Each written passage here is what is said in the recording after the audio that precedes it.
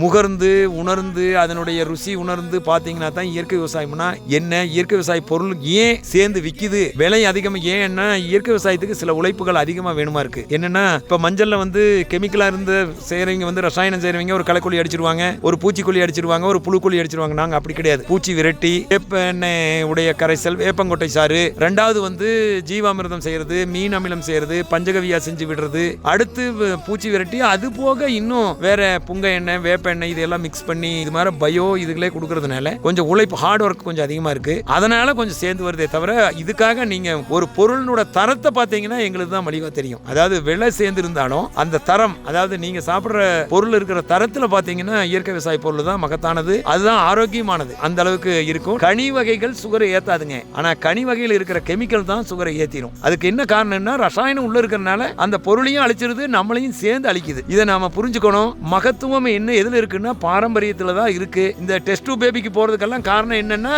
இதுதான் காரணம். சீல்டஸ்ன்னு பழங்களை வாங்கி கனிகளை வாங்கி பொருள்களை வாங்கி சாப்பிட்டீங்கன்னா அப்புறம் டெஸ்ட் பேபிக்கு தான் போகணும், வேற வழி இல்லை. சமுதாயத்தை காப்பாற்றணும்னா இளம் தளிர்களை தரமா வச்சிருக்கணும்னா விதையுள்ள பொருளை தான் சாப்பிடணும்.